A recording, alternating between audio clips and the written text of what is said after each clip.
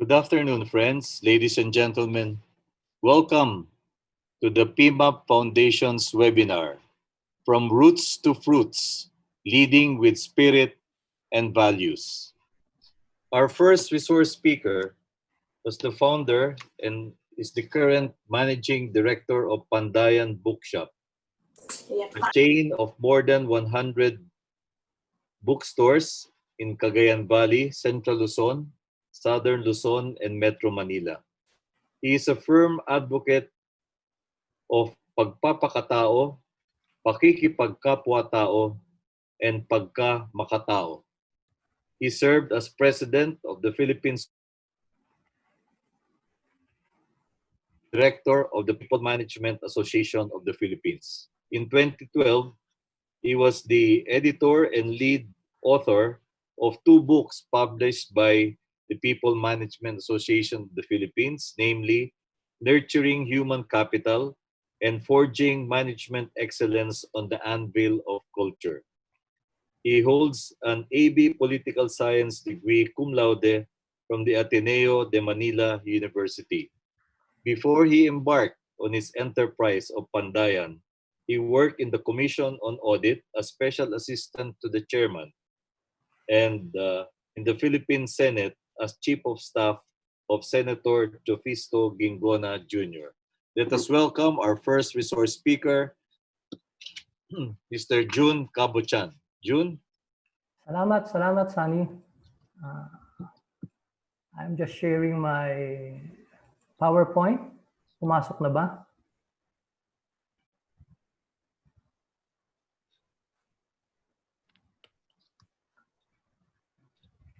Yes.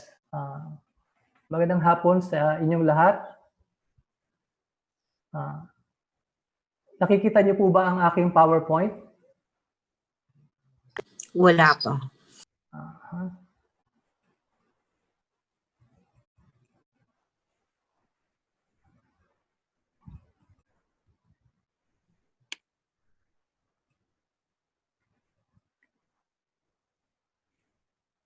Share screen. Ayaw niya mag-share screen. Pasensya na, sandali lang at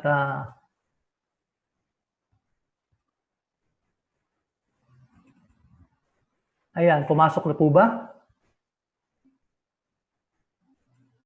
Yes. Go ahead, June. Ayan, maraming pong salamat. Salamat ulit, Sunny. Sa panahon ng pandemya o taghirap, lalo po natin kailangan ng pagmamalasakit. Yan po ang karanasan ng Pandayan Bookshop. Yan po ay larawan ng isang bagong tindahan ng Pandayan Bookshop. Patatagpuan po yan sa Ligao City, sa Albay. Ang paninda ng Pandayan ay school and office supplies, arts and crafts, mga aklat at iba pa. Nagsimula po kami 1993 sa Caloocan City. Meron po kaming 130 tindahan sa Luzon at 2 sa Mindoro. Karamihan ng mga tindahan ay nasa probinsya at ang aming head office at distribution center ay nasa Valenzuela City. Kung yun po ang katawan ng Pandayan, ito naman po ang aming kalooban.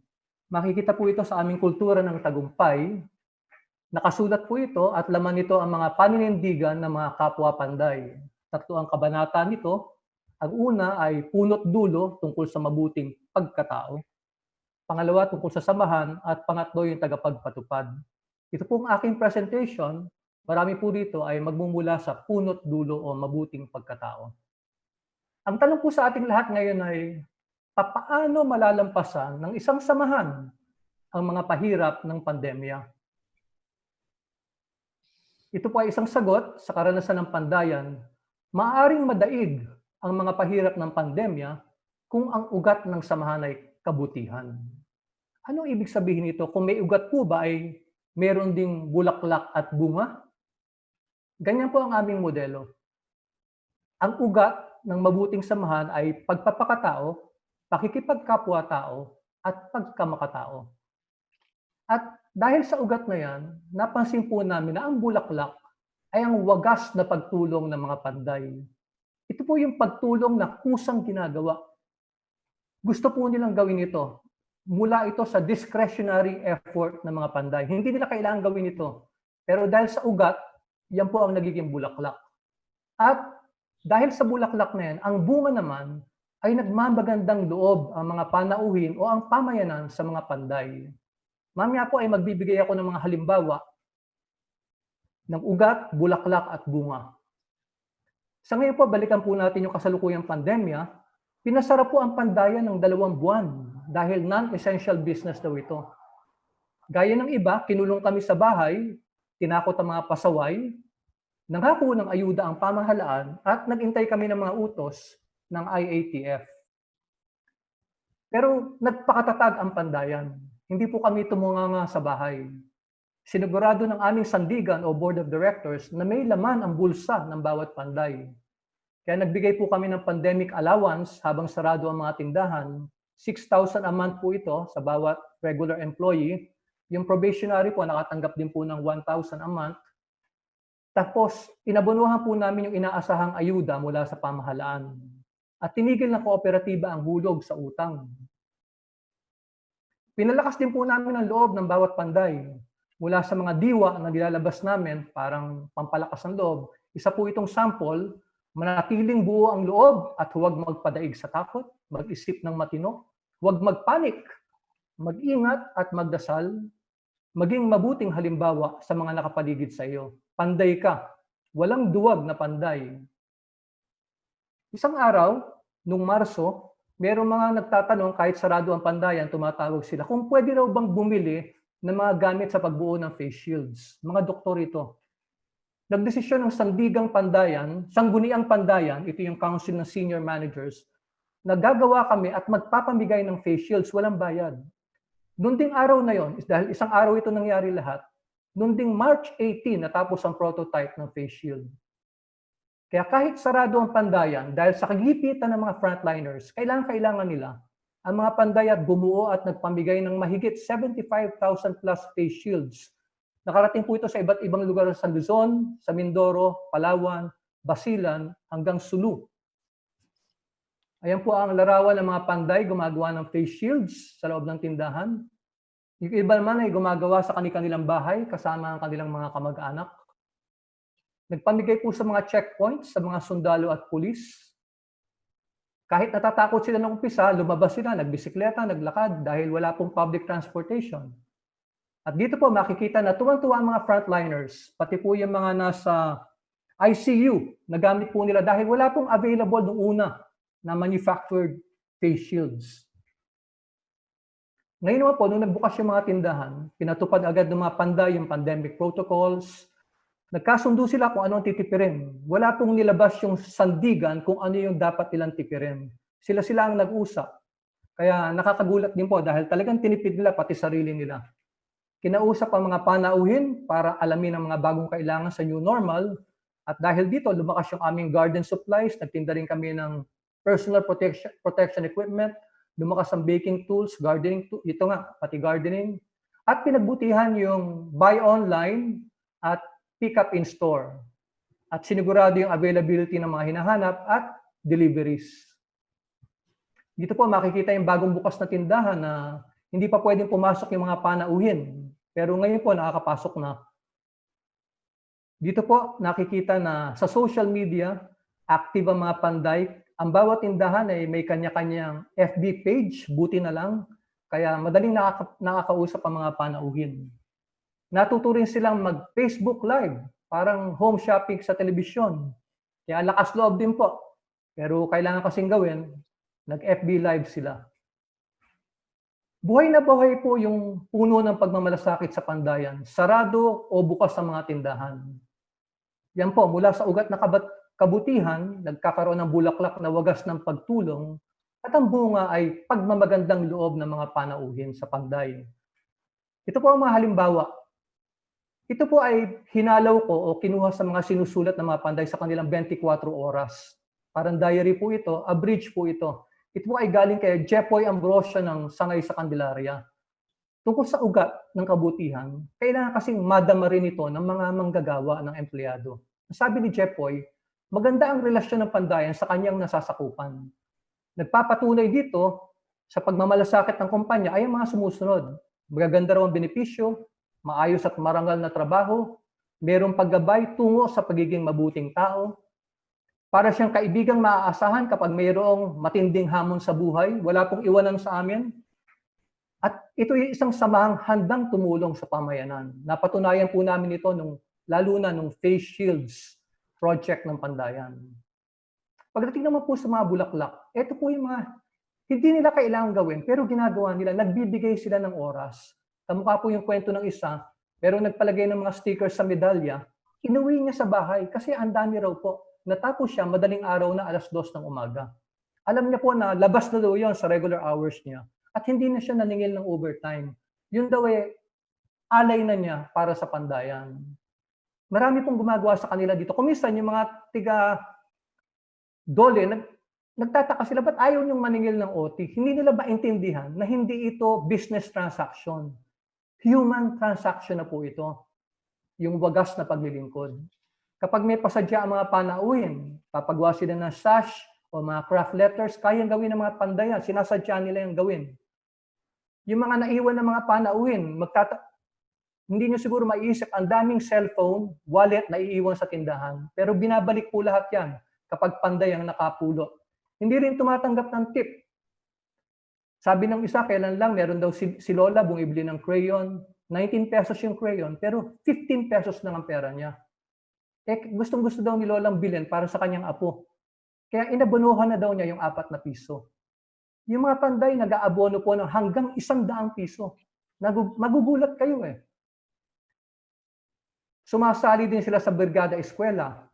Noong nakaraang taon, nag-volunteer sila na kanilang labor sa paglinis ng 1,600 plus schools. At pagkaraan ng Brigada Eskwela, pumipili po kami ng mga pinakamahirap na mga paaralan at gumagawa ng micro-projects tulad ng pag-repair sa kesame, sa mga bintanang walang grills o mga pintuan na sira, mga CR na sira. Pinipili po nila yung mga proyekto na yan. Sila ang nagsasabi kung saan gagawin. Hindi po sila umiiwas sa mahihirap na lugar tulad sa bundok, pupunta sila. Sa isla, pumupunta sila. Kaya yan po ang nakikita namin mga halimbawa ng mga bulaklak, mga wagas na pagtulong. Hindi nila kailangan gawin, pero ginagawa nila. Bunga ng bulaklak ng ugat ng kabutihan. At ano naman ang nagiging balik nito mula sa mga panauhin? Ito po ang ilang halimbawa. Kwento ni Erickson Compahinay sa Pandayan Central sa Valenzuela mula sa kanyang 24 oras, namamalengke siya, bumibili ng karning baboy. Ang tanong ni tindero, di ba sa Pandayan bookshop ka nagtatrabaho? Sabi niya, opo, kuya. Sabi daw sa kanya, lahat na nagtatrabaho sa Pandayan ay mababait at magagalang. Binigyan daw siya ng discount na 10 piso. Pilit niyang ibinabalik, pero hindi kinanggap. Kaya nagpasalamat na lang siya. Ito pa ang isang halimbawa. Mula naman ito kay Jackie Raganit, mula sa Sangay sa Lawag, Ilocos Norte. Sabi niya, nag-field work sila sa Salet Elementary School. Ang problema nila, yung pauwi sa Pandayan, dahil bihira lang daw ang tricycle. Pero dahil nakilala daw sila sa kanilang uniform, nagmagandang loob ang isang tatay na ihatid sila sa highway. Inaabutan daw nila yung bayad na 30 pesos na pamasahe para sa pamasahe, pero tinanggihan sila. Kaya sabi ni Jackie, muli naming naramdaman na mga kabutihang itinanim natin ay sobra-sobra ang balik nito sa bawat kapwa Panday. Ito pa po ang huling halimbawa ko, pero marami itong pagmamagandang loob na ito. Si Rhea Katabay mula sa branch ng Dinalupihan. Gusto niyang mag-banking transactions sa munisipyo ng Dinalupihan, pero hindi siya taga roon, kaya nagpapaalam siya. Ngayon, yung kausap na sa chat na galing mula sa munisipyo ng Dinalupihan, sabi sa kanya, hindi pwede. Pero tinanong siya, saan ka ba nagtatrabaho? Nung nabanggit daw niya sa Pandayan siya nagtatrabaho, walang pasubali na sinabi niyang magpakita ka lang ng ID sa checkpoint at tiyak na siya raw ay makakalagpas. Kaya ito po yung mga pagmamagandang loob na nararanasan ng mga Panday. Minsan hindi na sila talaga pinagbabayad sa jeepney ng pamasahe. Nagugulat din sila. At sa mga pila, pinapauna sila. Nahihiya sila, pero pinapauna daw sila. Ngayon, paano natin dapat alagaan ang puno ng pagmamalasakit? Ito yung mga paraan ng Pandayan. Una, dapat tanggapin natin na ang tao o ang empleyado ang pinakamahalagang yaman at competitive advantage ng kumpanya. Hindi po cost of doing business ang tao. Isa pong growing investment ang tao. Yan po ang karanasan namin sa Pandayan. Mga 80% po ng improvements sa aming kumpanya ay nagmumula sa mga empleyado. Kaya ito po ang model namin, mula po ito sa aming kultura ng tagumpay, ang kapwa company, na ang bawat resource, gaya ng empleyado, salapi, gusali, gamit, kalikasan, ay pinoproseso namin ayon sa pagpapakatao, pakikipagkapwa-tao at pagkamakatao. Kasi po gusto namin magkaroon ng makabuluhang buhay ang bawat empleyado. Kapag makabuluhan ang buhay ng bawat empleyado, yung kanyang creative energies ay matindi at binabalik niya ito sa tindahan. Yan po ang dahilan ng paglakas ng Pandayan. Yung pagproseso po tungkol sa kabutihan, halimbawa po yung mga paninda, pag tinitinda po namin yan, kumisan meron mga panauhin na gustong dayain sa resibo. Malungkot po yun. Pero wala pong panday na pumapayag para lang makabenta na magkaroon ng falsification sa resibo. Pangalawa po, kung panday ang pinakamahalagang resource ng kumpanya, pinakamahalagang yaman ng kumpanya, dapat pong linangin ang kabutihan ng bawat panday. Kaya tinataya ang tagumpay ng bawat programa at proyekto ayon sa mabuting pagpapakatao, pakikipagkapwa-tao at pagkamakatao. Ngayon, ito pong tatlong bagay na itong binanggit ko. May proseso po yan dahil siniseryoso po namin yan, hinihimay namin yan. Halimbawa, sa pagpapakatao, ang aming modelo ay sa Maricel Apatan. Nung bata po si Maricel, pinutol ang kanyang mga kamay ng kalaban ng tatay niya. Pero hindi po dahilan yon para mawalan na siya ng pag-asa sa buhay. Tinanggap po niya ang kanyang sarili na ganun siya. Tinulungan siya, nakapag-aral siya. Nagpakatotoo siya. Sumali siya sa eskwelahan para mag-aral ng pagluluto. Ngayon, chef na siya sa isang hotel. Pagdating naman po sa pakikipagkapwa-tao, ang aming modelo ay si Sabrina Ongkiko, isang graduate ng Ateneo na nagtuturo po ngayon sa Colliac Elementary School. Doon po siya nagpapakita. Nagmamasid at nakikinig sa mga bata, nagsasabi siya ng totoo kung ano yung mababahagi niya sa mga bata. Ginagawa niya lahat ng mga kaya niya. At pinagbubutihan niya ang kanyang paglalakbay sa buhay. Para na po sa pagkamakatao ng Panday, ang aming modelo ay si Roger Kasugay, ang ating surfer competitor sa huling Southeast Asian Games. Natatandaan niyo po ba na tumigil siyang mag-surf para lang iligtas yung kanyang competitor na tiga-Indonesia dahil tinamaan ng malalaking alon at mukhang malulunod. Sinusunod niya yung dasal ni Mother Teresa na tayo ay hindi tinawag ng Diyos para magtagumpay. Tinawag tayo ng Diyos para manindigan. Ang bunga ng pananampalataya ay pagmamahal at ang bunga ng pagmamahal ay paglilingkod. Yung pangatlo naman po, itaguyod ang masaganang HR. Ano po ang ibig sabihin ko sa masaganang HR? Kailangan po sa mga empleyado, ipakita natin ang mabuting trato, fair treatment, makatwirang pasahod, good pay, makabuluhang trabaho, meaningful work, masayang samahan, happy workplace, at magandang kinabukasan, ng bright future. Pag ito pong limang ito ay naibigay natin, na isabuhay natin sa ating kumpanya, masagana po ang ating HR at halos wala na po siguro hahanapin ng ating mga empleyado. Bahagi po ito ng kabutihan na ginagawa po natin sa ating kumpanya. At ang pang-apat ay mangarap po tayo para sa tao. Kung meron tayong corporate vision, dapat meron din po tayong vision para sa mga empleyado natin. Kamukha po sa Pandayan, ang pangarap para sa Panday, lahat ng regular na empleyado, sooner or later, kailangan magkaroon ng sariling lupa at bahay, pag-aralin ng mga anak sa mahusay na paaralan, kumain ng masustansyang pagkain, magsuot ng maayos na pananamit at mamasyal paminsan-minsan. Kaya, sineseryoso po namin ito. Taon-taon nagsasurvey po kami kung ilan na nakakabili ng bahay at lupa. At yung huling pasyal po nila, 8 po sila mahigit. 4 na araw, 3 gabi sila sa Palawan. Pinagbubutihan po namin yan. Kaya sa bandang huli po, ito ang sabi ni Indy de los Santos, isang pangkat head po namin sa pangkat 15, sabi niya, maraming salamat sa pagbabahagi ng mga aral tungkol sa buhay dahil nagiging matatag ang Panday. Ang ating kultura ng tagumpay ay naging daan tungo sa makabuluhang buhay. Pagdating sa pandemya, sabi niya, kung hindi kami nagabayan, siguradong hindi kami makakapag-isip ng tama, matatakot at maliligalig. Ang sama-samang pagbangon ng bawat isa ng may ngiti at puno ng pag-asa ay alay namin para sa pandayan. Kaya sana po ang bawat isa sa atin ay makapagtanim ng puno ng pagmamalasakit. Malaking tulong po yun para sa ating kinabukasan. Hanggang dito na lang po. Marami pong salamat.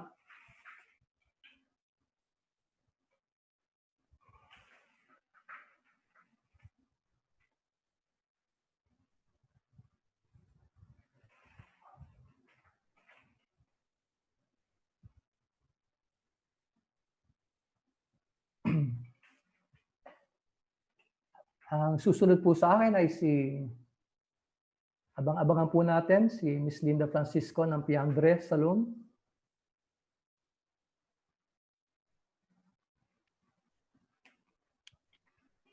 Okay, I have the pleasure of thank you very much, June, for that very enlightening sharing. We will return to you later for the discussion. Thank you, June. Welcome. We will now listen to our second resource speaker this afternoon. She started in the salon industry in 1980, but she started Piandre in 1987, which is the largest single-owned salon in the country today. Piandre is the only salon employee cooperative whose members now own 2 branches of the enterprise. She established a total development program for the Piandre staff that promotes spiritual development through retreats, fosters good values, habits such as the 3 o'clock prayer, and summer programs. She also owns and manages event spaces in an award-winning children's nonprofit organization. Our resource speaker has always been passionate about service that she believes is the secret of success. Let us now welcome the CEO of Piandre, Ms. Linda Francisco. Linda, welcome to our PMAP webinar. Hello, and thank you for having me. Last year, I was invited to speak in the PMAP conference in Cebu. My talk was entitled, The Business of Spirituality. A few months later, I shared this with my spiritual director, a Jesuit priest, and he said, maybe the next time you give a talk, you should entitle it, In My Father's Business. Actually, this idea resonated with me since in my almost 40 years in the salon business, I've always felt that my Father in heaven has been my provider and protector in good times and in bad. So please allow me to give you a glimpse of Piandre, In My Father's Business. The first Piandre salon was opened in 1987, a small shop in Makati which had only less than 20 staff. In the first 2 years, we were besieged with challenges that ranged from disloyalty and deception by our employees, labor cases, nasty landlords, our own wrong choices and failed decisions. I listened to the advice of many experts, studied business cases, but despite these inputs and know-how, the challenges were never ending. As a young salon owner, I realized that I needed to anchor myself on something greater than all, which could only be God Himself. This is how the first spiritual retreat in Baguio came about in 1990. The retreat and the succeeding annual retreats after that provided a safe environment for introspection. The movements in the retreat made us recognize our whole self with its past hurts, our weaknesses and failures, but also our strengths and blessings, appreciating God's love an undeniable presence in our lives. The annual retreat helped to fill our cup and strengthen us to face our everyday challenges. This had such an impact on the employees' mindset and attitude that I felt a transformation in the culture of the salon. Over time, our regular customers felt something good from the people serving them, and eventually, our sales remarkably improved. Without noticing it, I was also being transformed into a better business leader. I was also doing my deepening of my faith and consulting God in my business decisions. Pwede pala yun. Pwedeng kasama ang Diyos sa negosyo. I felt that I was making better business decisions whenever I consulted with Him.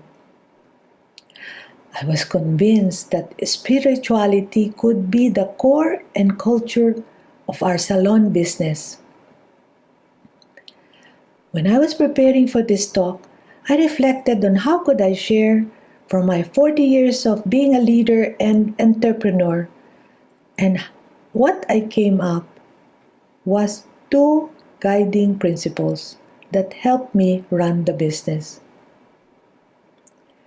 The first one is clarity of vision. Very early on, my vision was to bring each other closer to God. From this vision redounded the spiritual activities that we practice until today at Piandre. A daily 3 o'clock prayer in all salons, a monthly formation program based on the Gospels, a yearly blessing of the hands, mass wedding, and a family life program where we implemented the 5-day work week so that the staff can spend time with their family. These programs produced an understanding of self, an appreciation of the other. It also fostered love and harmony in the salon, and eventually abundance and prosperity. In 1995, I took an unprecedented leap to set up a salon cooperative for the employees, which until today is still the only salon cooperative in the country.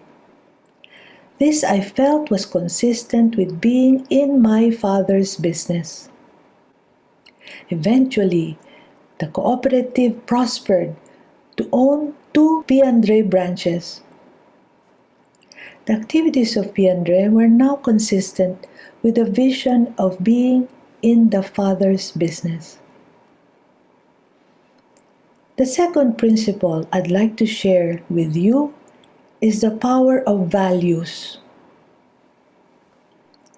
Sometimes the values of the company are something that we don't spend a lot of time on.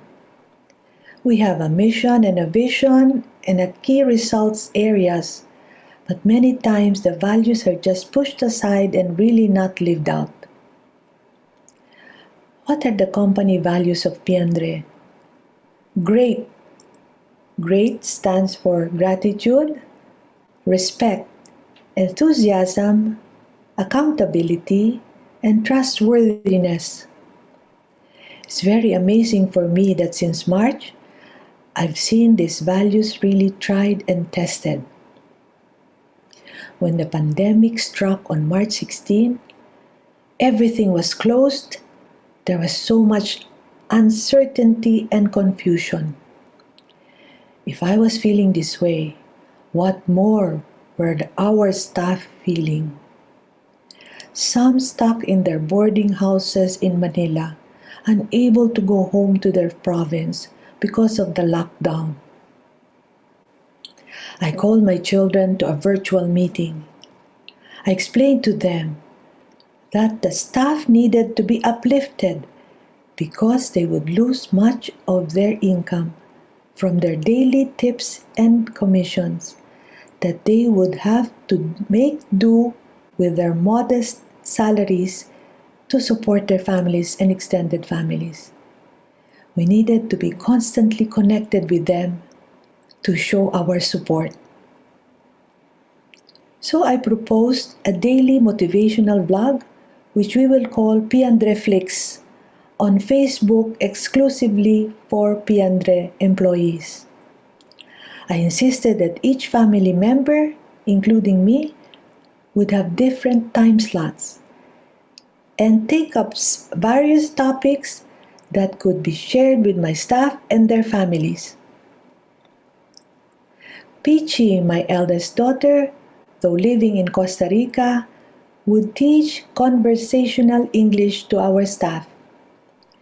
Jayton, who heads a tutoring center for public school children, would have his children's hour with the kids of the staff. Andrea can give her daily written Bible reflections. And Ina was in charge of the bigger episodes like mindfulness, metamorphosis, and the Filipino character and culture. So 2 days after the lockdown, on March 18, our first Piandre Flix went live to our 420 plus employees to keep them informed and assured of their continuous salaries, updated on the latest news on the virus.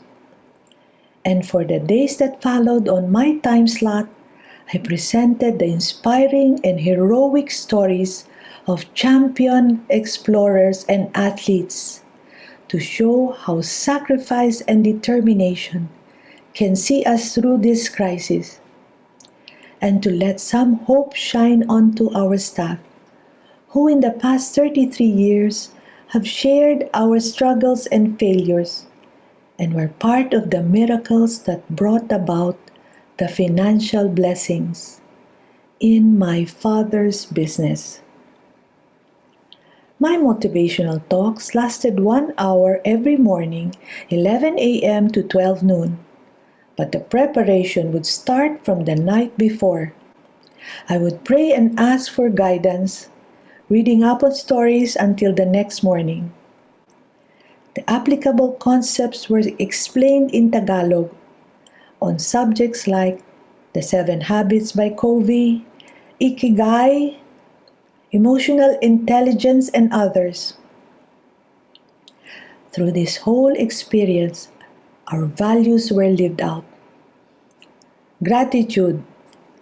Every day we reminded each other that we are grateful to be alive and healthy, that we had food on the table and life was beautiful since we had people we love and people who love us. Respect. Respect is reinforcing the value of each one in the company. I've always asked and consulted the staff's opinion and quickly changed course when I would hear dissent or suggestions coming from them. Enthusiasm.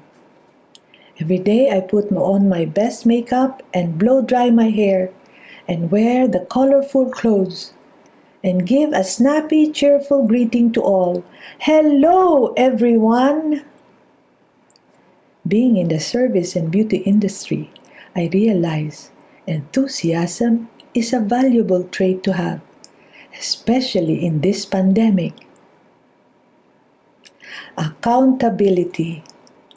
Just as we in management had committed to stand arm in arm with each of the staff, we also challenged them to be accountable for their time spent in lockdown, to spend it on who was important and what activities would enrich their lives as opposed to waste their time. I shared with them about their areas of concern and areas of influence, how certain things such as tracking and tracing the virus and politics are part of things they can't control in the world and should limit their exposure to these kinds of matters. But for the areas that they can influence themselves, their education, their quality of work which can be done through training and practice at home, daily physical habits of exercise, good nutrition, good sleep, daily writing, reading of the Bible, quality time with the kids, gratitude statements before meals, learning a new skill. All these things can be a daily routine with lifetime effects. Trustworthiness. In the more than 130 days of Piandre Flix, the bond between us as one big family was strengthened all the more. The staff became more trusting with management, and management had to trust the staff more especially with their health and their own daily sanitation protocols. Through our everyday bond, I can see them. They became energized and committed, raring to go back to work, to give their all for the survival of the company. So here are our values of great. Never have they been lived out by our staff and management as much as during these last 4 months. We constantly check our actions and plans against these values to find out if we are still on track and if we haven't lost our way. This further strengthens my belief that the values we have planted years back and values that we can plant even today are what will really see us through this pandemic and on to a new life in the new world.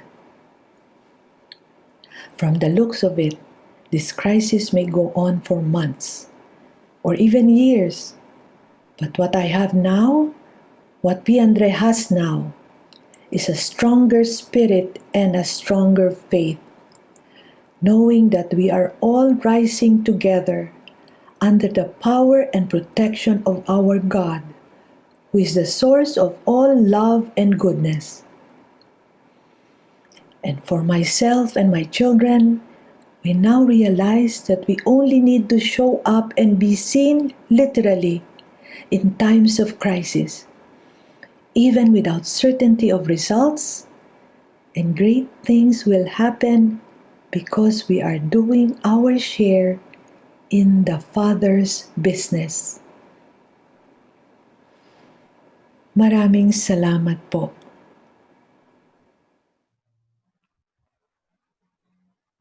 Maraming salamat din sa iyo, Linda, sa iyong napaka-inspiring na paglalahad. We'll give you a few minutes to catch your breath. Anyway, I'd like to ask the first question to June. And from here on, I'd like to inform our viewers that we will have a conversation on the points that Linda and June have shared. And we invite our viewers on Facebook as well as on YouTube to kindly send us your questions. Our resource speakers, Linda and June, will be very pleased to interact with you and to answer your questions. So my first question to June. Just a few days ago, we observed whose motto is be a man or be a person for others. And I could sense that you had formed your values to some or to a great extent on account of your having been exposed to Ignatian principles and Ignatian values. Totoo ba ito at paano pumasok sa iyong kaisipan na ito rin ang magiging filosofiya mo sa pagninegosyo? Parang wala yata akong narinig kay St. Ignatius tungkol sa pagninegosyo. Please enlighten us on that score, June. Isa sa sinasabi sa Ateneo, yung ad majorem Dei gloriam, lahat for the greater glory of God. At para mangyari yon, kailangan daw magsilbi sa kapwa. Kaya ang Ateneo naman, sa swerte rin ako nung college, nagbigay sila ng mga pagkakataon para sa mga college students na magpunta sa mga probinsya. Kaya naging active ako doon na linggo-linggo pumupunta sa Pampanga, sa mga baryo. Sasagawa kami ng mga projects. Nag-umpisa ito nung Typhoon Yoling kaya rehabilitation, napunta sa organization works nung bandang huli. Kaya sa eskwelahan naman, siguro hindi lang naman sa Ateneo, merong mga pagkakataon ng mga estudyante para sanayin yung sarili nila na makihalubilo sa kapwa at makita kung ano yung mabuting pakikitungo para mas humusay ang kanilang pagpapakatao, pakikipagkapwa-tao at pagkamakatao. Palagay ko yun. Kahit saan naman, hindi lang sa Ateneo. Okay, salamat June. I'd like to ask Linda a similar question. Spirituality in Piandre seems to be deeply rooted in the hearts and minds of its people. Kindly share with us some background on your childhood, youth, and early adulthood, on the persons or experiences that may have shaped you into becoming a spirit-led CEO. Yeah, I got Linda? involved. Hi. Regarding the sharing from childhood, medyo malayo-layo na yun. Parang hindi ko na naalala. Pero now, Yun na lang latest. to share that I got involved in the parish of St. Andrew the Apostle Church in Bel Air. And we had the BEC program where we would visit the homes of the poor, we would interact with them. And so, like, I was up close to the plight of the poor. And here I realized that more than the material aid that we could give them was I think, the spiritual programs they wanted. That would be the spiritual programs of the church. And so with that, I also became the head of the social services ministry of the parish. And so if I take that whole parish background and plus my Assumption education, that were the influences that gave me the impetus to put spirituality in the programs of Piandre. Okay, thank you very much to both of you. But before we delve further on spirit-led organization, both of you are entrepreneurs. You started your businesses. And isn't it that when an entrepreneur embarks on a business, financials yung mauuna dyan di ba? There has to be some return on investment. There has to be a payback period. You have to meet up with the payroll. Ganun ba kasimple o kadali yun na you will just say, okay, gagabayan tayo ng Panginoon o meron tayong mga makadiyos na prinsipyo. At yung ba, does business success flow automatically o hindi ba kayo business foundation or inculcating in your people some kind of business sense, no? That to thrive, the business also has to make money. Paano ba pumapasok yun, no? In your scheme of things or in your philosophy of managing or management, which is very spirit-centered or spirit-oriented? Any one of you may start. Linda, gusto mo mauna? I have, from the beginning, I did not understand any financial terms like ROI. And so I just went to what's the aim? To get the customers in. I think this business will thrive if we please the customers. So we had programs regarding the competence of the staff. What would please the customers is if the staff are well skilled, and then all the other training of the staff, we prioritized. And then coupled with the spiritual programs were a must. that had to be included in the budget. I looked only at those two things, and then I just left the meeting. Whenever there was a financial meeting, I just said, you include my programs, spirituality, and training of the staff. And luckily, every year, the sales started to go up and improve. So I said, I know this is really the key, because I think my 3 children went to AIM, graduated, the entrepreneur, whatever the course, the masters, and when they finished, they could not implement. I'm telling you, it did not work. We're talking to very simple-minded people who only knew how to cut hair, manicure, and then they would present to me long studies. Mom, this is the way we should go. Oh, no way, no way. So I have been going along with this. My children now, once in a while, they will come up from their studies. But always it was, wait, what do the customers feel? Are the staff okay? That's all the concern in this kind of service-oriented business. So that's for me. Okay, thank you, Linda. That's very helpful. How about June? Sa akin Ganun din ba? naman, parang ganun din. Meron kami tinatawag na tatlong yugto ng aming kasaysayan. Yung Pandayan Uno, nagtitinda lang kami. Lugi ang Pandayan noong umpisa. Siguro may isang taong lugi yon. Nagtitinda lang kami, wala kaming masyadong pera, pero nandun rin yung pag-aalaga sa mga tao. Kaya lang mga simpleng bagay lang na kung ikaw kwento mo, hindi naman kahanga-hanga. Halimbawa, nadagdagan yung leave ng ilang araw, ganun lang. Kaya lang namin magtinda. Siguro may pagtulong ng konti, yung cheerful service sa mga panauhin. Yun lang yung Pandayan Uno. Pero nung nag-umpisa ng kumita at lumalakas na siya, tumungtong kami sa Pandayan Dos. Nagtitinda at tumutulong sa mga panauhin. Yung mga nabanggit ko kaninang alyansa, Brigada Eskwela, meron na kaming konting CSR, tulong sa mga street children, ngayon may PGH, Foundation, mga ganyan.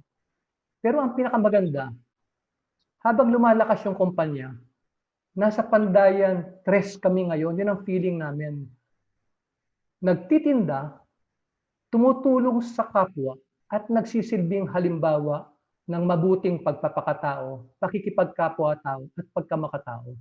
At sa akin palagay, parang itong pandemya na to, nung gumawa kami ng face shields, napatunayan namin sa aming sarili na kaya namin talagang maging halimbawa. Kaya hindi na rin kami masyadong nagugulat, pero nung umpisa nagugulat kami, na yung pagmamagandang loob ng mga panauhin, yung tulad na papaunahin ka sa pila, hindi ka pagbabayarin ng pamasahe, bibigyan ka ng discount, magugulat ka, mahihiya ka pero yun yung reciprocity ata na nakikita natin sa mga community. Dahil sa pagpapakita ng magandang halimbawa, yung community bond nabubuhay. Kaya yun, 1, 2, 3. Yun ang kasaysayan namin sa ngayon. Okay, from both of you, I heard that the approach would be take care of your people, and your people will take care of your customers, and your customers will take care of you. Yan. Tama ba yun? Kasi alagaan yung tao para alagaan yung tagatangkilik o yung customers or your panauhin as you call them. No? And your panauhin, your patrons, your customers will keep on returning because they like the services being given by your people. No?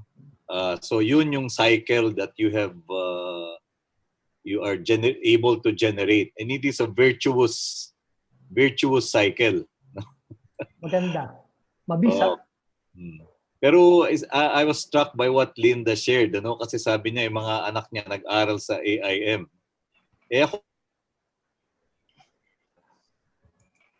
And when I started talking about leading from higher ground or leading with spirituality, one of our senior professors told me, bakit natin pinag-uusapan yan? We are not a liberal arts school. We are a business school. No? Kaya parang may dissonance, no? But of course, we overcame that initial reaction. And we found out later on na marami din naman palang mga business persons. We're really looking for a higher ground. Parang looking beyond financials and looking at the core of what really motivates people. But we're in a pandemic now. I get from what I heard from both of you, your people are in high spirits. Hindi ba kayo nakakaramdam ng kahit konti man lang kaba? Because this is something that is unprecedented. We just heard this morning our economy 16.5%. Our unemployment rate is inching towards 20%. Napakaraming walang trabaho. Wala bang kahit na konting kaba o takot that has crept into Piandre or Pandayan because of this pandemic? Wala ba silang na-share na apprehensions or anxieties somehow? Linda. I'd like to share that a customer told me, how come it's the pandemic? And when I go to Piandre, everybody's cheerful, everybody's happy. What's happening? So now we ask there, why are you happy? That the customers can see that you're cheerful. And then they're saying, you know why, ma'am? Because we are backed up. We know that you're behind us, no matter what happens. And so that makes me more nervous. That makes me more nervous. I told my children, let's take it by the day or by the week. Because this has so many surprises, nobody can predict. And then whatever resources, let's go all out. But the staff are feeling that we are supporting them. And that feeling of connection, no matter what happens, is really invaluable. It has to be really earned. I think through these days of the pandemic, my everyday talking to them has given them the confidence that walang iwanan. As June said, walang iwanan. Pero sa nervyos, nandito na yung nervyos. Okay. Looking at my children, just go every payroll, by payroll, let's go by payroll. Sa Pandaya, nakakaramdam din kami ng kaba. Unang-una, sa pagharap sa mga panauhin, nandun na yung kaba na baka mahawa. Araw-araw, kausap natin iba-ibang tao. At meron na kaming 2 tindahan din sinara. At nararamdaman namin na hindi pa namin nababawi yung dating benta namin noong 2019. Pero ang katwiran namin, mas mahalaga yung aming paglalakbay. Kung tayo babagsak tayo na lumalaban. Malaking bagay yun eh. Basta pagbubutihan natin, gagawin natin lahat ng magagawa natin. Kung ano man ang mangyari, ipagpasa Diyos na lang natin. Kaya yun ang aming attitude, pagbutihan natin. Okay, on that, June, no, napansin ko kanina doon sa kumbaga battle cry ng Pandayan, walang duwag na panday. Tama. Duwag, ang flip side nun, lahat ng mga panday matapang, di ba? Pero yung salitang tapang o matapang o courageous, hindi naman talaga nag-i-imply yun ng pagiging bold lang, no? Boldness or audacity. Di ba ang talagang ibig sabihin no, may puso, di ba? Puso. Yung puso, malambot din yun. Nakakaramdam din yun ng karupukan, ng kahinaan, di ba? So, gusto ko lang matalakay pa ng husto yung paano ba na-address yung mga kahinaan na yun o yung mga anxieties na yun in the course of doing business. Habang ang iyong overriding concept talaga ay yung the heart, no, and the passion to serve. Gaya ng sabi ni Linda kanina, yung walang iwanan. Kasi masyado ang pahirap nitong pandemya na to. Hindi mo alam kung paano ka tatamaan. Kaya dapat maramdaman ng bawat empleyado sa samahan na hindi ako pababayaan. Kung ako ang tatamaan o ako magkakasakit o may emergency sa pamilya, tutulungan ako ng kumpanya. Naging patakaran na namin yon. Kung magkasakit ang sino man sa pamilya o ikaw, kinakapos ka ng pera, kailangan mo ng tulong, timbrihan mo lang yung HR. The next day, may cash na darating sa'yo, madalas 10 to 15,000. At susunod pa yon yung ambag ng mga, para kaming kulto, sabi ng kapatid ko tulungan. Kaya yung pagmamalasakit sa isa't isa na yon, nagpapalakas ng loob. Kahit kinakabahan ka, may safety net kang mahababagsakan, may sasandalan ka. Kaya yun ang importante talaga, walang iwanan. Okay, dun sa side nila Linda, no, Piandre has a cooperative. Yung bang cooperative, Linda, has it started to augment their finances, or do you continue to support them with the usual compensation? Medyo mahirap di ba? Dahil even especially under MECQ now, talagang constrained yung inyong negosyo. You're not allowed to open again compared to GCQ na pinabuksan kayo. At least yung kila June kasi, marami siyang sangay sa Cagayan Valley, sa ibang mga region na lower naman yung category ng infection, hindi masyadong apektado. How has Piandre coped? Yung cooperative ba has been a factor also? Well, to start with, we had zero income for 4 months. Like, really no income. The cooperative, we reserved the cooperative's funds, and they would only give out grocery loans and small, because they needed to keep their money. So whatever were small advances, we had to do it. The main company. The cooperative is there for the loans and savings and loans, and then small grocery loans for emergency to members and non-members also. But the miracle about this thing is that no income for 4 months, almost 4 months. And then on June 7, when we started to open, it was limited to haircut. And so the people who would go were only a very small number, and the rest had to stay home. So that small number of people, abonado pa sila sa pamasahe kasi wala naman dumadating na client. And then we still have to pay for electricity and all the utilities and the rent, although it is subsidized, there were still expenses.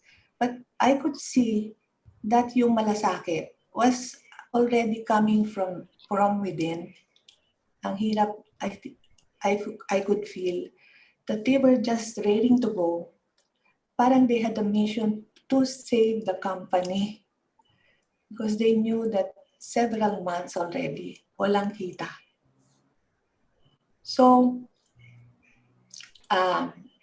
we really are going by month to month, payroll to payroll.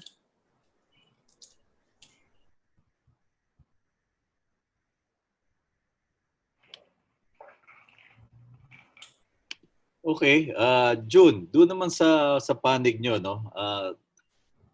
Sabi mo nag-repurpose kayo, no, ng business, no? There's been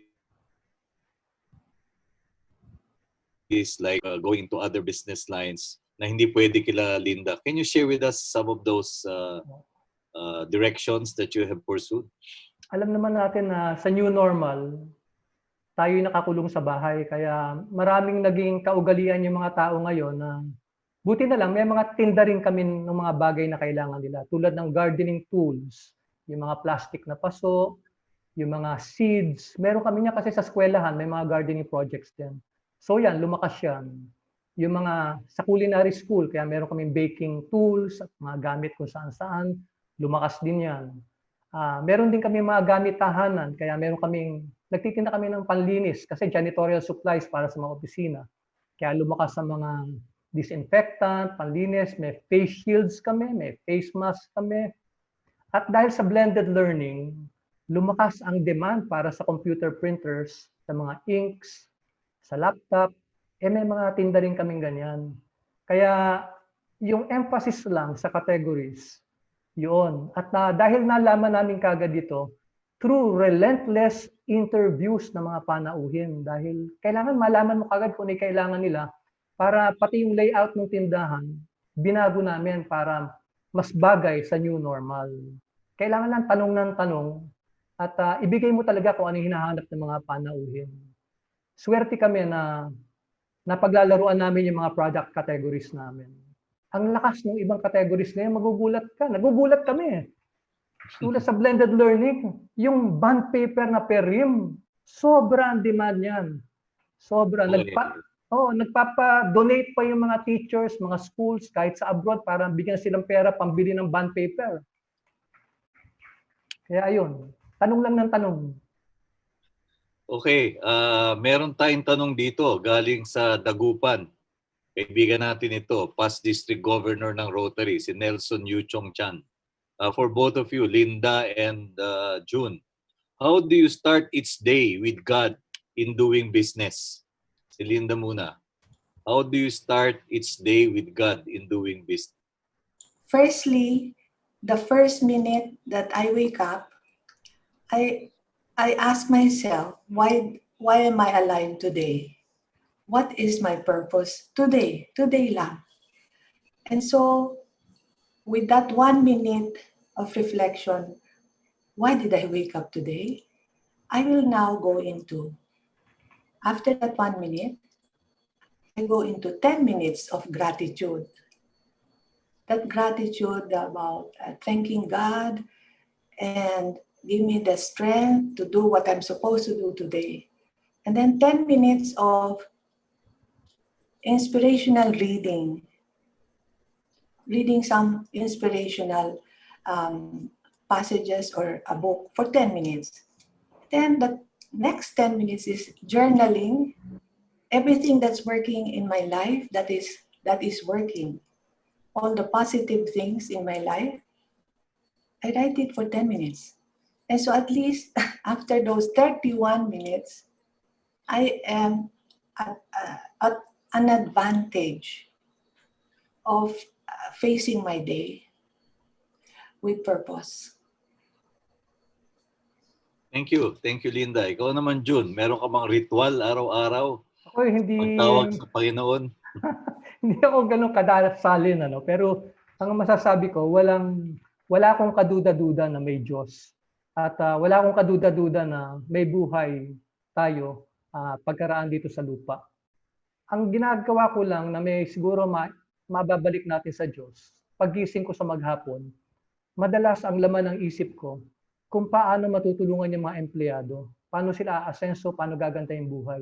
Ano kayang learning session ang bagay na susunod? Kasi isa rin ako sa trainer, kumbaga, ng house training. May pamantasan ng pandayan. Kaya, ayun, ang pagtulong sa mga empleyado lalo na at sa mga pamayanan, yun ang siguro ang tulay ko sa pagdadasal sa Panginoon. Kaya, ganun lang kasimple yung buhay ko. Okay, mabalik tayo kay Lynn. Ano na yan? Ito. Alternative businesses that are coming to the fore, aside from the core business of a bookshop. Hindi kaya medyo constrained yung sa Piandre kasi it's personalized, it's highly constrained by quarantine. Haven't you begun exploring some other repurposing or pivoting to something that could also tap into the skill sets of your people because they're very person-oriented, customer-oriented? Baka nag-umpisa na kaya yung ganong klaseng pag-iisip or pagpaplano on possible alternatives or avenues of seeking other directions? Linda. We have started the home service of our services. So we really prepare for even the shampoo bowl will be transported, all our materials, the tools that will be needed, and it has been a good response from the customers, because since they don't want to go out, they're afraid to go out, so we're into home service. And other matters I'm still waiting for further instructions from God, because I really don't know where to go. Siya naman, it is naman his business eh. Kaya I'm asking, where do we go? What are the areas to pivot? So right Okay, now it's just home service. speaking of, Further okay, instruction. speaking of further instructions, one of your values, Linda, is enthusiasm. When I was a Rotary governor, the theme was Honor Rotary with Faith and Enthusiasm. Nung ni-research ko yung enthusiasm, it comes from the root word enthus, di ba? And from the two Greek words en theos, o God within. Sa salitang enthusiasm, it's God within, no? So as you talk about enthusiasm, you're actually talking about God being present in a person, wherever that person is. And it so happens that you have a person-centered business and you are a person-oriented organization. So, paano kaya ito mas nakakultivate, no, yung enthusiasm na yon sa mga tao from the Piandre experience? Firstly, I always remind them of who they are, that God is inside. God has been always with us. So the God in me, if God is inside, then I have to really be happy. There is power. I can do many things. And the many things that you can do when you are aware that God is here is to love. It has to overflow in love and compassion and just smiling and just greeting with a cheerful voice.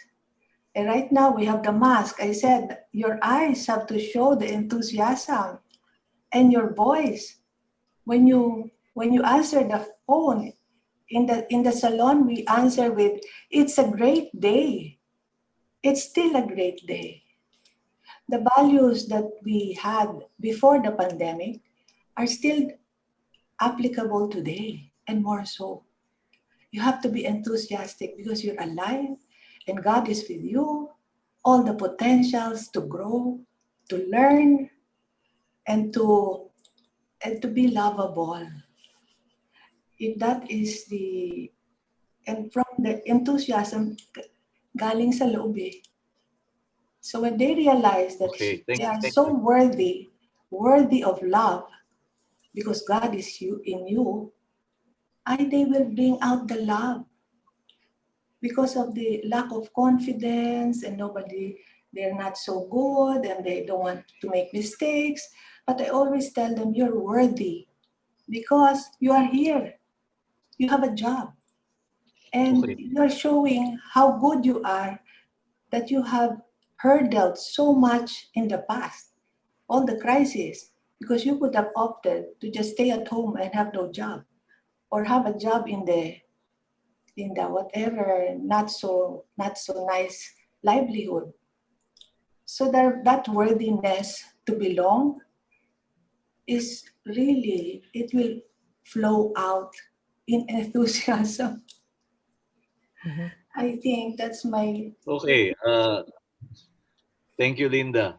From most of what I've heard from you, para bang the thread is makajos. Yun namang narinig ko kay June, the thread is makatao.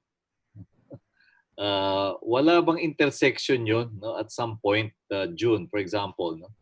Na while emphasizing yung makatao, paano ba pumapasok doon, if at all, no? Yung maka-Diyos? Kasi I noticed doon sa framing ninyo sa pandayan, hindi masyadong lumalabas. Hindi ko lang pinakita yung isang slide namin for Linda and Piandre frames it. Go ahead. hindi ko lang naipakita isang slide namin kasi yung pagpapakatao, pakikipagkapwa-tao at pagkamakatao, ang pundasyon niya yung pagkatao. Ang paniwala namin sa pandayan pag pinag-uusapan natin, ano ba ang pagkatao? Kaya nandun yung anak ng Diyos. Sapat na ang iyong karaniwang sarili dahil anak ka ng Diyos. Hindi ka na kailangan magdrama na mag-OA. Sapat na dahil anak ka ng Diyos.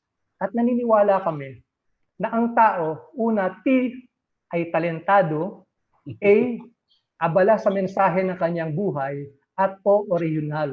At ang model namin dyan, kung natatandaan mo si Muelmar Magallanes, na isang mukhang construction worker lang, pero naging bayani siya dahil binigay niya yung buhay niya para iligtas yung mga nalulunod sa Marikina River. Ang ganda ng mensahe ng buhay niya na maglingkod sa kapwa. Kaya nandun yung Diyos sa amin sa umpisang-umpisa pa lang. Siya yung thread na nagtatali sa lahat eh. Kaya ayun, Okay. hindi nawawala yung Diyos. Kaya ako tinanong yan, nung nag-umpisa akong mag-research about spirit-led. Yun nga, merong skepticism. Kasi nga sa larangan ng business o sa negosyo, this is hardly talked about eh. Ang kalakaran, palaging return on investment, profits, di ba? Pero meron din akong isang kaibigan na dati nasa foundation, na nagpo-foster ng CSR. We hear about CSR, Corporate Social Responsibility. Ang sabi niya, nagtungo sila sa Korea isang beses to observe a cooperative. And then nakita nila doon daw sa cooperative, these are farming cooperatives. 4 o'clock in the morning pa lang, gumigising na yung mga tao. And even in the hillside, ang umpisa ng araw nila, meron sila mga ritual ng panalangin. So ang umpisa na palagi, nag-uumpisa sila acknowledging nilang sinasamba. And from then on, sabi niya, na-convince siya that in her work as a business executive or as a leader of an organization, kailangan maging intentional or vocal or outright yung pag-profess ng belief o ng faith. So yung dating nakalagay na socially responsible, pinalitan nila in the organization that she was leading, nilagay kagad nila Christ-centered. So parang intentional kagad. Yung sa inyo kasi, of course, naipaliwanag mo naman, ang galing din, yung lahat ng mga konsepto ngayon, may inuugatan naman yon, di ba? Pero the reason why I asked Linda and June, may communication aspect kasi yan, as you propagate these values. Hindi ba kayo naka-encounter ng kahit anumang static or dissonance sa mga empleyado o tauhan na hindi ko naman tatawa ng mga ganyang basic ethos or basic beliefs. Linda first. We had an occasion, a privilege, to be given a talk by then Cardinal Tagle. He was just a bishop, not yet the. And then he gave us a concept of Jesus. Ang sabi niya, si Jesus ay taong-tao. Kasi ang ating sinasabi is, ay, kasi tao lang ako, kaya ako marupok, kasi tao lang ako, mahina ako, hindi ako makasunod, makasalanan ako. He says, kung gusto mo maging taong-tao, ang taong-tao ay si Jesus na nagdi-display talaga ng pagka-Diyos. Because if we want really to be the highest potential of a person is to be taong-tao. And then when you are taong-tao, you become a spiritual. You take on the spirit. I don't know if that will resonate. Yes, thank you. Thank you, Linda. June, o naman. Sa amin, ang bawat pulong ay nag-uumpisa at nagtatapos sa dasal. At Okay. kapag nagigipit ang mga panday, ang paboritong dasal namin yung dasal ni Teresa de Avila. Na, alam naman niyo siguro yung dasal na yun, huwag kang matakot kahit sa bagay. Dahil lahat naman nagbabago. Diyos lamang ang ating kailangan. Kaya nagdadasal ang mga panday. At hindi ko maubos isipin kung bakit yung spiritual dimension ay dapat mong isang tabi dahil negosyo ang pinag-uusapan. Kasi para sa akin, yung spiritual dimension, ang pinakamakapangyarihan sa lahat. Daig yung intelihente, daig yung malakas ang loob. Pinaka-importante yung spiritual power. Kaya kung meron tayo nun, palagay ko, mas magtatagumpay. Pwede kang mabuhay na walang Diyos, pero mas magtatagumpay ka siguro kung naniniwala ka sa Diyos at spiritual power. Sa aking mga aklat, nandiyan yung mga libro ni Tom Peters. Sikat yung, kilala yun. Kaya alam, nung nalaman ko na hindi siya naniniwala sa spiritual dimension, tinanggal ko yung mga libro niya sa library ko. Totoo. Isa lang ang tinira ko dahil may co-author siya doon. Pero kung lahat ng libro na siya lang yung author, inalis ko. Kaya, Okay, thank you. We'll share, may questions yung ating mga viewers, no? From Charlie Santos. How do you keep your employees mentally healthy in the pandemic? Perhaps Linda can elaborate na meron ko na kanina yung sariling version nyo ng Netflix, di ba? Daily, we explain about the physiology, the brain, how the brain works. I become also a psychologist because I research on the bisyo, the addictions, for example. How do you stop addictions? But because the brain will not allow you to stop, because the brain only wants the recognizable, familiar activities. And so if you have new activities, it will really be against it.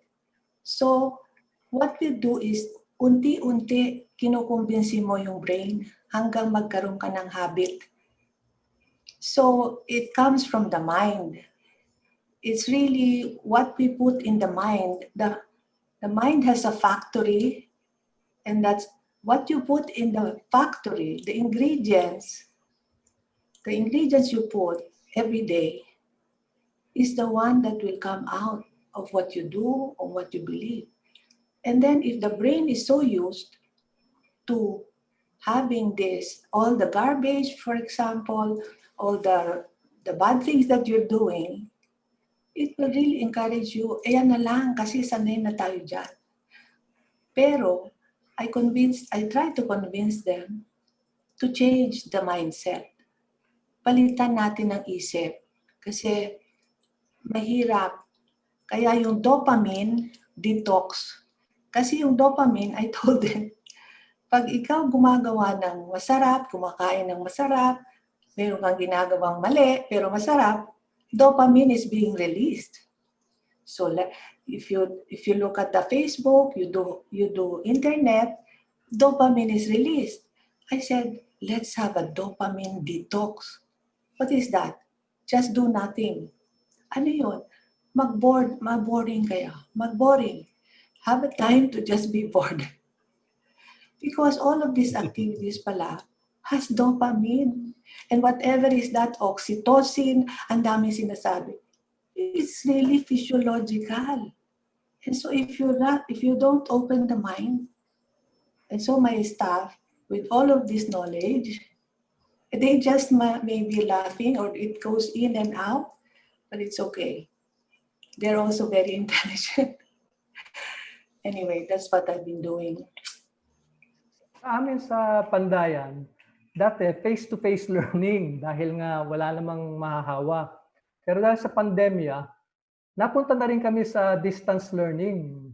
Kaya yung aming monthly learning session, naging Zoom. Nandun pa rin yung soft copies ng mga learning sessions na piniprint out nila sa mga tindahan.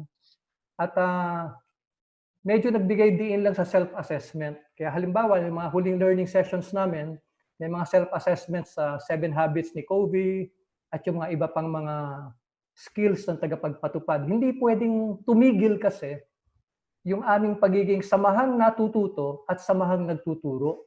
Dapat tuloy-tuloy ang buhay ang isip eh. Kaya tuloy-tuloy yung Zoom learning, virtual katipunan ng mga panday. Yun ang tawag namin doon, virtual katipunan ng mga panday na kinakaschedule hanggang maabot ang lahat. Tapos gumagawa sila ng 24 oras kung ano yung natutunan nila. At yung mga magandang sulat sa 24 oras, lumalabas sa online newsletter namin, yung Samalikha, na acronym shortened for Sama-samang Paglikha.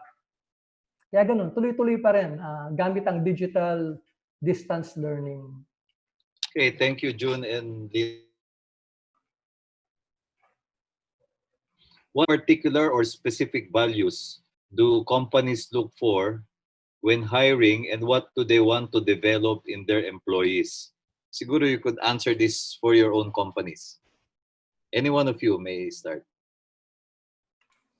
I would like to look for strong feelings, which means, it's very difficult to mold someone who is so laid back, so doesn't care of what's happening. One asset or value is that there's enthusiasm and strong feelings already built in, already in him or her. And of course, we cannot see it right away with the one interview. So we have the value of willing to learn and to be trained. It cannot be the fixed one that has so many excuses. And for willing to be trained and strong feelings, that will get you to the next step. Kami naman ang hinahanap namin, yung mabuting tao na syempre sa umpisa, mahirap malaman yun eh dahil yung iba mahusay magpanggap eh. Kaya meron naman tayong probationary period. Ngayon nakainaman kasi sa Pandayan, yung bonus pool nila, enterprise-wide, yung monthly bonus tsaka yung annual profit sharing.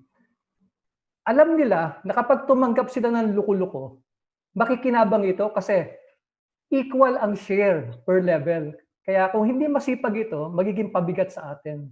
Eh dahil kabisado naman nila yung kultura ng tagumpay, may close to more than 20 years na namin ginagamit yun, bihira talaga yung nakakalusot. Pinipili nila kung sino lang ang karapat dapat tanggapin, yung mabuting tao. Dahil yung retailing naman, hindi rocket science eh. Madaling ituro yan eh. Ang mahalaga, mabuting tao, hindi mandaraya. Courteous, honest, industrious, at caring. Hinahanap namin yan. Parang pahiwatig mo, meron ding element of peer evaluation, no, or yung peer support siguro, no, dahil kumukuha siguro ng feedback sa mga panday, no, kung paano nagpe-perform yung bawat isa. Di tulad do sa ibang mga organisasyon, pangkaraniwan, this is superior or manager driven eh, no. So do sa inyo, parang may cooperative din of assessment, cooperative of bringing each other up para yung buong pool of success will multiply. Tama ba yung pagkaunawa natin? Tama yun. Parang merong immune system. Kapag hindi ka pwede, they will push you out. Pagtutulungan ka talaga. Minsan kahit regular ka na, pag nag-backsliding ka, naging masama ugali, baka kasi nagda-drugs ka o nangangaliwa ka, nasisira ang buhay mo. Kung hindi ka maitama, pagtutulungan ka nila hanggang matanggal ka. Kaya importante yun yung kultura, malakas sa samahan. Buhay na kultura, hindi lang nakasulat. To my clock, 4:25, we have 5 minutes. There's another question from the audience. How do you motivate people during a pandemic? Marami tayong mga viewers na naghahanap ng guidebook. Paano ba talaga mag-motivate sa isang panahon ng matinding hamon katulad ng pandemya. Anyone? June, Yun like lang. to start? Mauna na ba ako? Sige. Ikaw na muna. Sige. Sa Pandayan, kung kaya rin lang, syempre dapat may laman yung bulsa. Mahirap yung no work, no pay eh. Lalo na hindi naman mayayaman yung mga empleyado namin. Kaya swerte kami, wala kaming utang na aalalahanin. Kaya yung nakatabing pondo, nagamit namin sa pandemic allowance. Mahalaga yun eh. Pero mas mahalaga siguro yung binanggit ni Linda kanina, yung constant communication. Kaya meron kaming diwa ng Panday na halos araw-araw lumalabas yun, pampalakas ng loob, kamustahan, at lahat ng mga tagapagpatupad namin, kinakamusta yung kasamahan nila na mas mababa. Ano na nararamdaman mo? Kamusta yung pamilya ninyo? Meron bang nahahawa sa lugar ninyo? Constant yon. Kaya yung pag-aalaga na yon sa bulsa at saka sa lakas ng loob, malaking susi yon sa tagumpay kontra dito sa pandemya. Kung wala ka naman pera, kung alam naman ng mga empleyado na wala kang ilalabas na pera, yung pagkakamusta siguro ay sapat na. Tapos yung konting pagtulong kung may nagkakasakit, kailangan ipakita kasi natin eh. Hindi pwedeng puro salita lang eh. Kaya nandun isakripisyo natin yung kumpanya hanggang kaya para sa empleyado. Kasi yung kumpanya naman, pwedeng itulak uli ng empleyado magtagumpay pag nakaraos na yung pandemya. Kaya kung kaya rin lang ng kumpanya hanggang kaya, tulungan natin yung mga empleyado. Babawi rin yan pagkatapos ng pandemya. Huwag lang malugi siyempre yung kumpanya na mabankrupt. Pero hanggang kaya, tulungan natin yung mga empleyado. Yun lang. I share tips on family life, on how to discipline the children, and they're all ears when it's about their children, whether it's teenagers, whether the young kids, the teenagers regarding love relationships. We talk about that. So all ears, the nanays. And then giving ideas on how to do things and how to go about their emotions. Kasi we're all full of emotions. So there is different kinds of emotions. Recognize them and label them and try to control your emotions. The tips that we talk about, I have to research this every day, but I share with them tips of how to control your emotions and how to go with the right emotion that you will see positive results by just being kind, by just staying with the children, by just minding, or sending a nice message to somebody who's lonely, to somebody you have not met. All these tips on how to spend the day, they're so endless because there is a spirit. The human spirit has God inside. You cannot exhaust the possibilities of profound caring. I've learned that word, profound caring. It's nice. Thank you, Linda, and thank you, June. My clock here shows 4:29. We'd like to thank our two resource speakers, Linda Francisco of Piandre and June Cabuchan of Pandayan Bookshop. I'm sure that our viewers, our followers have been able to mine a treasure trove of insights and lessons from both of you. From Pandayan, pagpapakatao, pakikipagkapwa-tao, and pagka-makatao. And from Piandre and Linda, the values of gratitude, respect, enthusiasm, accountability, and trustworthiness. We wish both of you and your organizations continuing fruitfulness. Kaya po natin tinawag ditong from roots to fruits. We recognize that fruits may be variable. They could be affected by pandemic, by storms, by human catastrophe. But as long as the roots are strong, And as long as we are rooted in values that uphold the nobility of the human person that is created to the image and likeness of God, tayo po ay magtatagumpay. Maraming salamat. Magandang hapon sa inyong lahat from the PMAP Foundation. Salamat po. Bye. Thank you, Linda. Thank you, June. Thank you. Salamat. Sunny, very nice. Thank you.